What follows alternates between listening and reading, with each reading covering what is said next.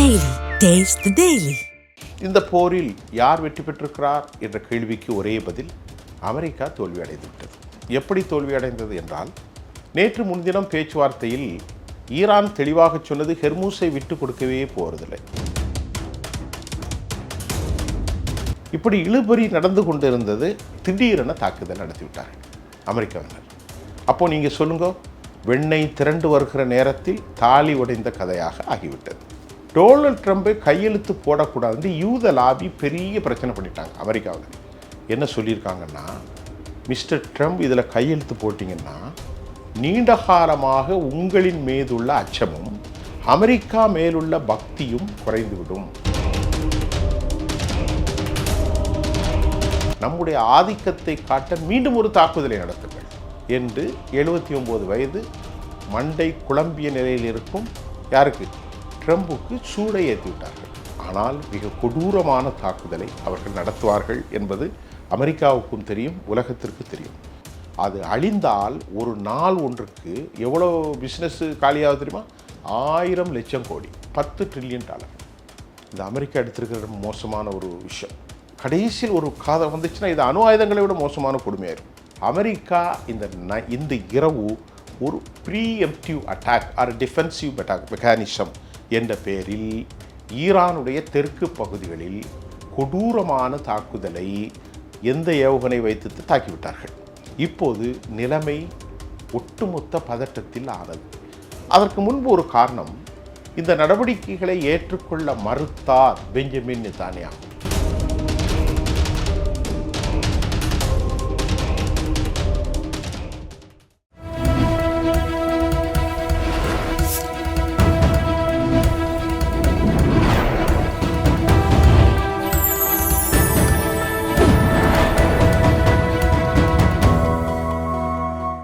Channel 5 தமிழர்களுக்கு வணக்கம். இன்றைய நேர்காணல் நம்மோடு பேச இருப்பது மூத்த பத்திரிகையாளர் சுஃபியான் அவர்கள். சார் வணக்கம். சார் வணக்கம் ரூபன் சார்.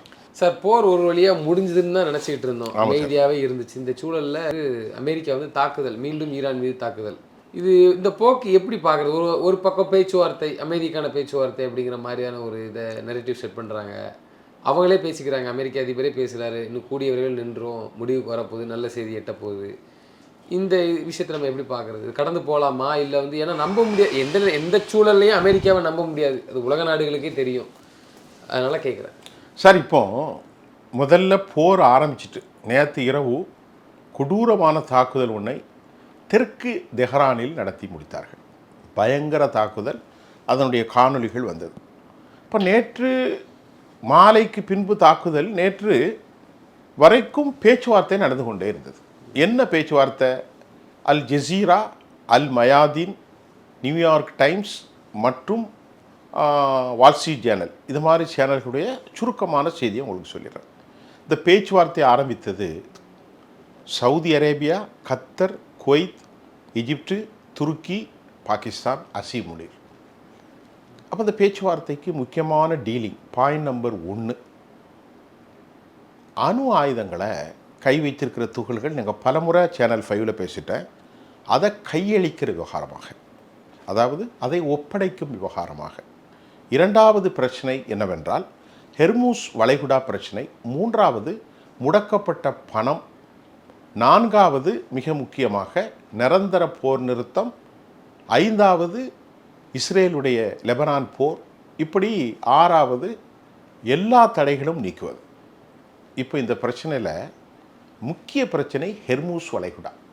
ஹெர்மூஸ் வளைகுடாவை பற்றி ஈரான் சொன்னது, பேச்சுவார்த்தை தாக்குதல் நேற்று நடந்திருக்கு. நேற்று நடக்க முன்னாடி காலையிலேருந்து மாலை வரைக்கும் பேச்சு நடக்குது. எங்கே பேச்சு நடக்குது? கத்தரில் பேச்சு நடக்குது. அப்பாஸ் அராகச்சியும் பக்கர் கலிபாப் யாருன்னு கேட்டிங்கன்னா, ஈரானுடைய நாடாளுமன்றத்தின் சபாநாயகரும் இன்றைய முஜித்தபா கமெனி அவர்களுடைய அந்த உத்தரவுகளை செயல்படுத்தும் வலிமையான அரசு தலைவர் பக்கர் கலிபாப். ஹீஸ் அ மேன் ஆஃப் ஒரு என்ன சொல்கிறது, நடைமுறைகளை கொண்டு வரக்கூடிய ஒரு மேன். இப்போ பேச்சுவார்த்தை நடத்தி கொண்டு இருக்கிற போதே நேற்று தாக்கி இப்பொழுது வெண்ணெய் திரண்டு வருகின்ற போது பானை உடைந்த கதையாக அமெரிக்கா மாற்றிவிட்டது. இது என்ன பேட்டர்ன்? பேச்சுவார்த்தை நடத்தும் போதே அடிக்கிறது, இது நல்லாவா இருக்குது? இது அமெரிக்கா என்ன சொல்கிறதுன்னா, it is a preemptive strike, it is a defending mechanism. எங்களை காத்துக்கொள்வதற்கு தற்காப்பு நடவடிக்கையாக நாங்கள் நடத்தினோம். நான் கேட்குறேன், நீங்களே பேசும்போது அழகாக கோடிட்டு காட்டினீர்கள். பிப்ரவரி 28 போரை ஆயத்துல்லா கொமெனியோடு 38 பேர் படுகொலை செய்யப்பட்டார்கள்.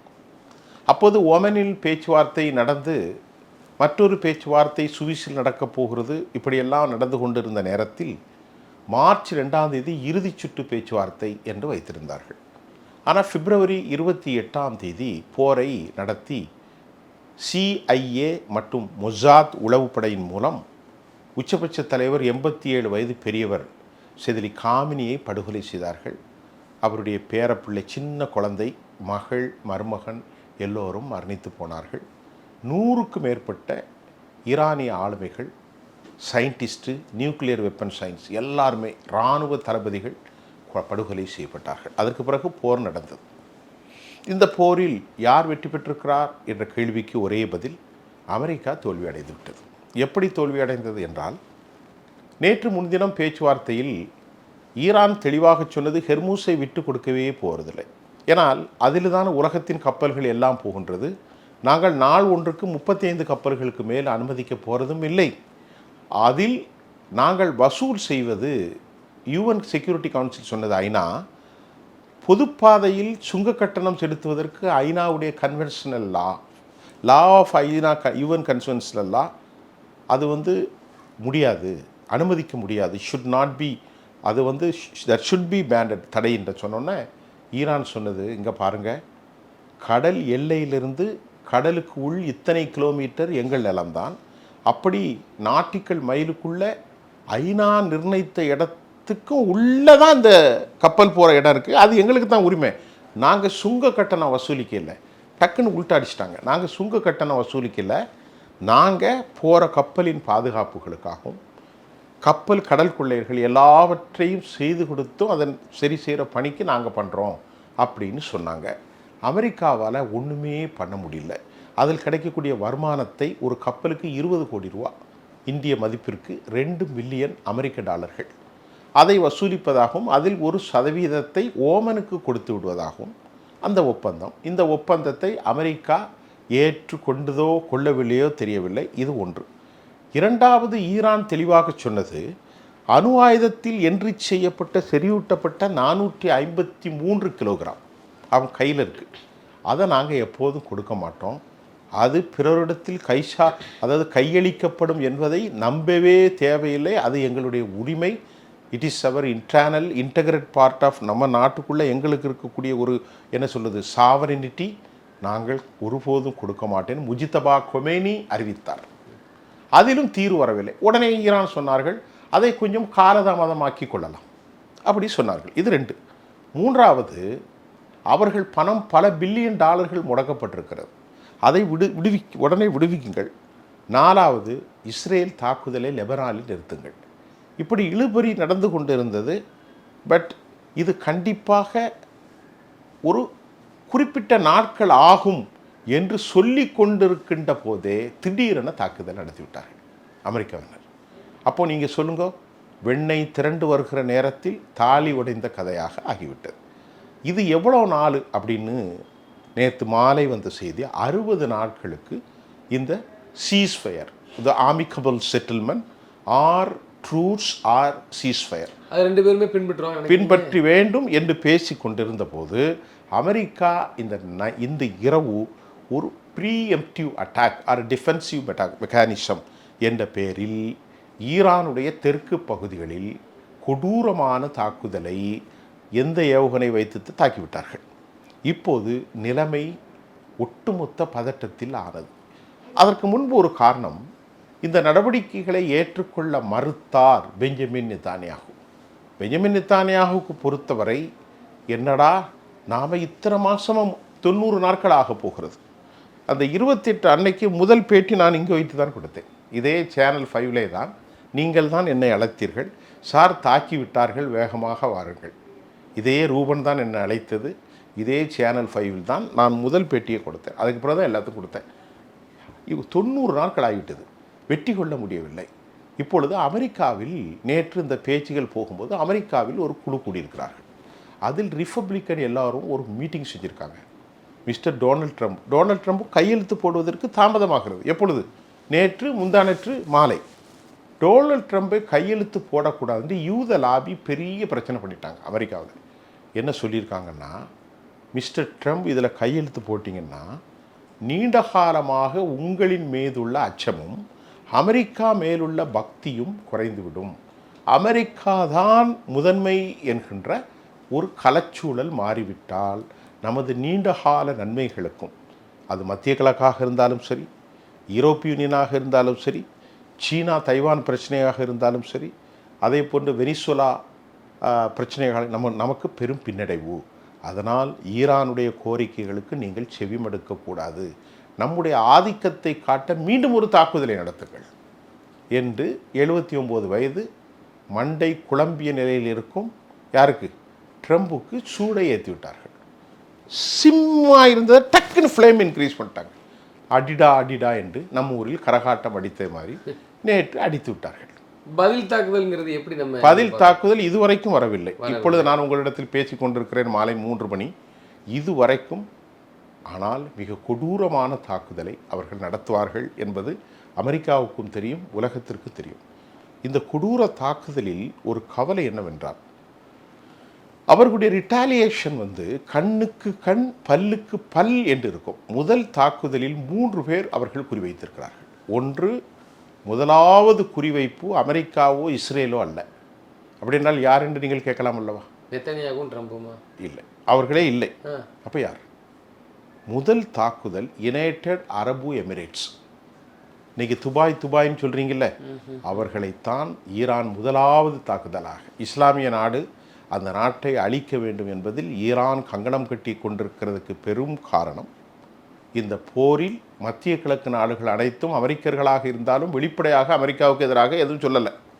ஆனால் யுனைடெட் அரபு எமிரேட்ஸ் மட்டும்தான் நாங்கள் அமெரிக்காவின் பக்கம் நிற்போம், எங்களுடைய நண்பன் பெஞ்சமின் நெத்தன்யாகு என்று பிப்ரவரி 28 போர் ஆரம்பித்த இடைப்பட்ட காலத்தில் மார்ச் 26 இவர் எங்கே போயிருக்கார்? ஐமான் அப்படிங்கிற இடத்துக்கு போயிருக்கார். யார்? துபாயில் போய் விசிட் பண்ணியிருக்கார். யார்? Benjamin Netanyahu.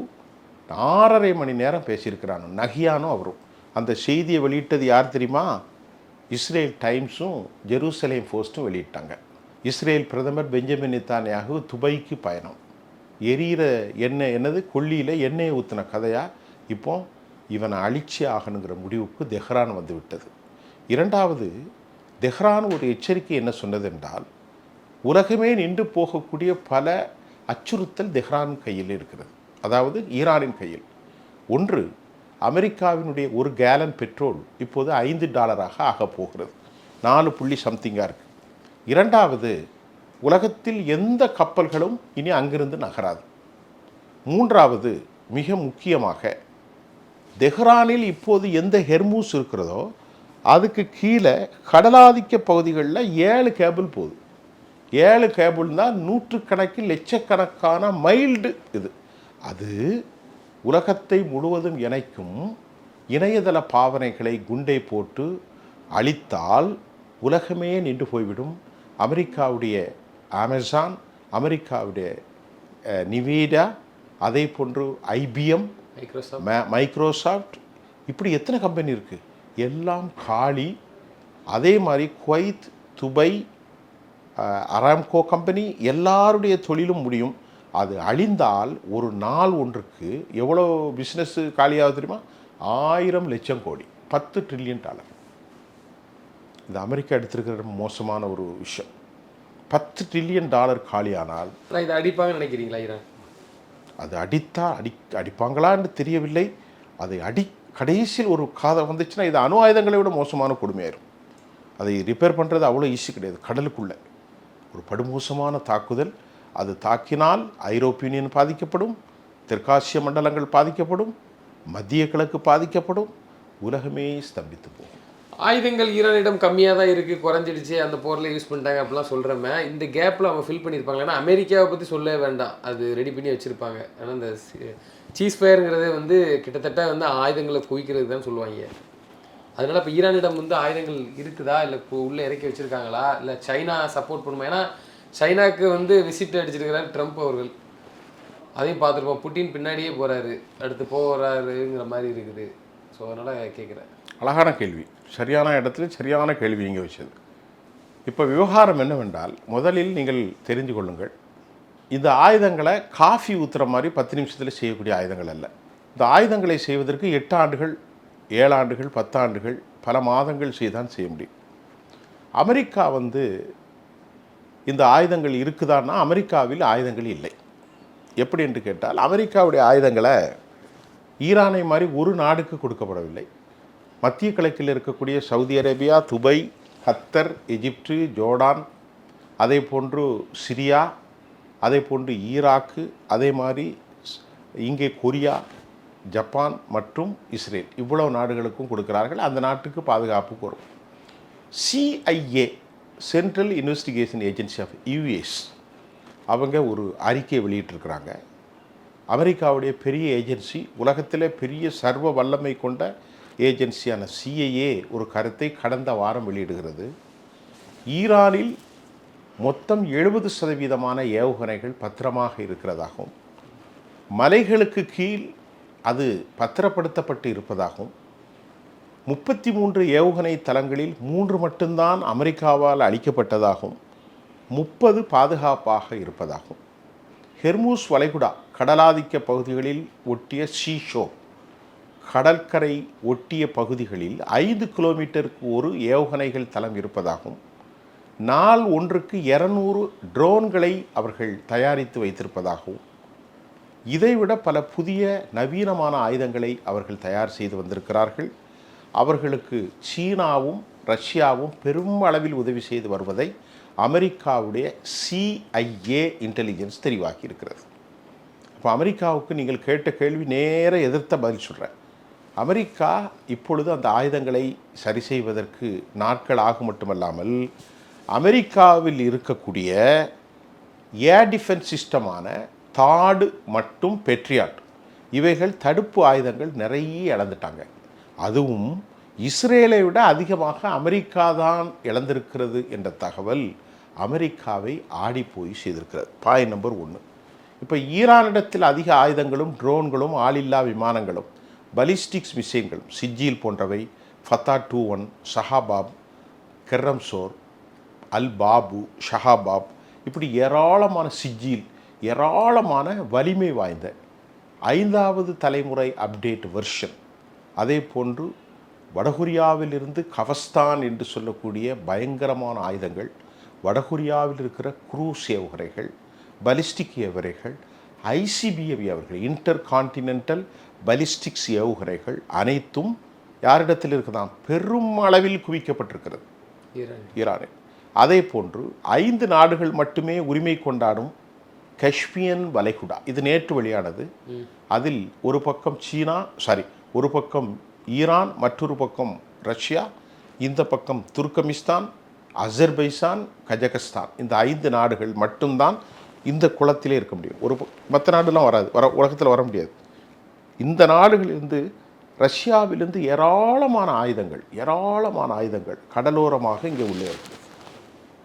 Sodium nitrate, ammonia சல்ஃப், இப்படி ஏராளமான மூலக்கூறுகள் சீனாவிலிருந்து துர்கமிஸ்தானுக்கு அனுப்பப்பட்டு, துர்கமிஸ்தானிலிருந்து அதாவது மருத்துவ பொருட்கள், உணவுப் பொருட்களோடு இங்கே வந்துவிடுது வரைக்கும், எங்கே ஈரானுக்கு வந்துடுது.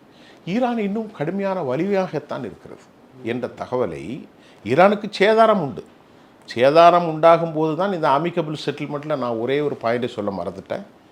எங்களின் மீது அமெரிக்கா தாக்கிய இழப்பீட்டுக்கு 27 லட்சம் கோடி தர வேண்டும். அந்த கோரிக்கையும் பிரதானமான கோரிக்கை அமெரிக்கா தர மறுத்தது. ஆக அமெரிக்காவுடைய தாக்குதலால் அவர்கள் உயிர் பலி அதிகம், 3000-4000 பேர் இறந்துட்டாங்க. அவர்கள் கட்டமைப்புகள் நாசம் பண்ணப்பட்டிருக்கிறது. ஆனால் அவர்கள் இன்னும் வலிமையாக இருக்கிற காரணம், அவர்கள் நாட்டில் உள்ள மலைகளும் காடுகளும் பாலைவனங்களும் அடர்ந்த நீண்ட கடற்கரை சமதள பரப்புகளில் மலைகளுக்கு கீழ் அவர்கள் ஏராளமான ட்ரோன்களை, ஆளில்லா விமானங்களை, பலிஸ்டிக்ஸ் விமானங்களை, திருப்பி சொன்னால் நடமாடும் ஏவுகணை தளங்களை குவித்து வைத்திருப்பதும், IRGC, ஃபத்தா, அதே போன்று அவர்களுடைய ஏராளமான தன்னிலை கொண்ட படைகளும் அவர்களுக்கு பெரும் பலமாக இருப்பதால் அவர்களை வெல்ல முடியாது. என்று CIA அமெரிக்காவுக்கு கொடுத்துரு. இந்த செய்தி எங்கே வந்திருக்கு? நியூயார்க் டைம்ஸில் வந்திருக்கு. இப்போ நீங்கள் சொல்லுங்கள், பலம் யார் என்று. இப்போது இந்த தாக்குதலுக்கு பின்பு அதிகம் பாதிக்கப்படுவது இந்தியா தான் என்கின்ற கவலை ஒரு சாமானியனாக இந்தியனுக்கு எனக்கு இருக்கிறது. ஏன் சார் இதனால? ஏன்னா நமக்கு அதிகமான 60% பொருட்கள் ஹெர்மூஸ்லேயே தான் வருது. அதனால் நமக்கு ரொம்ப கவலை. இந்திய பிரதமர் அவர்கள் நடவடிக்கை எடுத்துக்கொண்டு தான் இருக்கிறார். சர்வதேச சந்தையில் இந்தியாவுடைய டாலருடைய மதிப்பு தொடர்ந்து டிக்ளைன் ஆகிக்கிட்டே வருது. இதை பற்றி நம்ம வேற ஒரு காணொலியில் பேசுவோம். இப்போது நாளைக்கு தான் உங்களுக்கு தாக்குதலின் விவேகம், ரிட்டாலியேஷன், எகெயின் என்ன நடக்குதுன்னு பேச முடியும். நிச்சயம் சார். இறுதியான ஒரே ஒரு கேள்வி, எப்போ தான் சார் முடிவுக்கு வரும் பார்க்குறோம் நம்ம இந்த வளைகுடா? Sir, we cannot find out exactly what will happen today, tomorrow, day after tomorrow. யாராலும் நம்மளால் சஜஸ்ட் பண்ண முடியல இன்று என்ன நடக்கும், நாளை என்ன நடக்கும் என்பது. இப்போ நான் இந்த செயல் திட்டங்களை ரொம்ப தெளிவாக சொல்லிட்டேன். இவ்வளவு பிரச்சனை வந்தப்புறம் அமெரிக்கா தொடர்ந்து போரை நடத்த முடியாது. அமெரிக்கா ஏன் தொடர்ந்து போரை நடத்த முடியாது என்றால், America isolate from international society, which means America உலக மக்கள் சமூகத்திலிருந்து தனித்து விடப்பட்டிருக்கிறது. உங்களுக்கு ஒரு உதாரணத்தை சொல்கிறேன். சீனா, ரஷ்யா, வடகொரியா மூன்றும் வலிமையான ஆதரவை யாருக்கு வழங்கி வருகிறார்கள்? ஈரானுக்கு வழங்கி வருகிறார்கள். அவர்களுக்கு பகரமாக கணக்கு வழக்கில்லாத ஆயில்களை நிறைகுடம் போல் அள்ளி கொடுத்து கொடுக்கிறது ஈரான். அப்போ அவர்கள் அதிலே ஒரு பெரிய செழிப்பு இருக்கிறது அவர்களுக்கு. அதை பற்றி பிரச்சனை இல்லை. இப்போது அமெரிக்கா இப்பொழுது நிலை தடுமாறுவதற்கு காரணம் அவர்கள் நாட்டுக்குள் இருக்கக்கூடிய பணம் இல்லாததும், பணத்தை விட இராணுவ பலம் அவர்களிடத்தில் வலிமை இல்லை. காரணம், கடந்த காலங்களில் ஆப்கானை போரிடும் போது அவர்களோடு நேட்டோ என்கின்ற ஒரு அமைப்பு, பிரான்ஸ், இத்தாலி, ஜெர்மன், ஸ்பெயின் போன்ற நாடுகள் இருந்தார்கள். இன்றைக்கி நேட்டோ கூட்டமைப்புகள் எதுவுமே இல்லை. அடுத்து மத்திய கிழக்கில் இருக்கக்கூடிய சவுதி போன்ற நாடுகள், அதே போன்று UAE போன்ற நாடுகள் எல்லோருமே இவர்களிடத்தில் டெபாசிட் பண்ண பணத்தை திருப்பி கேட்கிறார்கள் அமெரிக்காவோட. அமெரிக்க சென்ட்ரல் பேங்க் யுனைடெட் அரப் எமிரேட்ஸுக்கு இப்பொழுது பணம் தர முடியாது என்று சொல்லிவிட்டார்கள். சீனாவுக்கு சென்று பேசினார். அவர்கள் முதற் கேள்வி, நீங்கள் தைவான் பிரச்சனையில் என்ன நினைக்கிறீர்கள்? சரியான பதில் அளிக்கவில்லை. Total collapse. நாம்கிவாஸ் என்று போன மாதிரி போனதற்காக நீங்கள் சொல்வதை போன்று நாங்கள் ஆயுதங்களை அவர்களுக்கு நேரடியாக கொடுக்கவில்லை என்று விவகாரத்தை முடித்து விட்டார்கள். நேற்று கிரெம்ளின் மாளிகை அறிவித்தது, தார்மீக ரீதியாக நாங்கள் ஈரானுக்கு ஆயுதங்களை கொடுத்திருக்கிறோம் என்பதை அவர்கள் உணர்த்தி விட்டார்கள். இப்போது அமெரிக்கா இந்த போரில் வலிமை இழந்துதானே இப்பொழுது சமாதானத்துக்கு வந்தது. இப்போது மீண்டும் அவர்களை தாக்க ஐடியா கொடுத்தது யார்? அதை தாக்கியதார்? இதனுடைய கான்சிக்வன்சஸ், ஒரு டீப் பெனிட்ரேஷன், ஆழமாக நுழையப் போகிற பாதிப்புகளின் விளைவுகள் என்ன? யாராலும் கணிக்க முடியாது என்பதுதான் இந்த உண்மை. இப்போது அமெரிக்கா சாட்சிக்காரன் காலில் விழுவதை விட சண்டைக்காரன் காலில் விழுவதுன்னு நினைக்கிற ஒரு பழமொழி. அதையும் தாண்டி ப்ரீஎம்டிவ் ஸ்ட்ரைக்குன்னு சொன்ன மாதிரி தற்காப்பு நடவடிக்கையாக தாக்கியிருக்கிறார்கள். அது என்ன என்பதை நம்ம அடுத்தடுத்த நாட்கள் தான் பார்க்கணும். அடுத்த 24 மணி நேரத்தை தெரிய வரும். கண்டிப்பாக தெரியும். நாளைக்கு இப்போ நீங்கள் நைட்டே தெரிஞ்சிடும். இப்போது கூட தெரியும் அடிச்சிருப்பாங்களான்ட்டு. இன்னும் ஒரு 2 மணி நேரத்தில் செய்தி வரும். நிச்சயமாக சார். தொடர்ந்து எங்களுக்கு கருத்துக்களை பயந்தமைக்கு நன்றி. நன்றி சார்.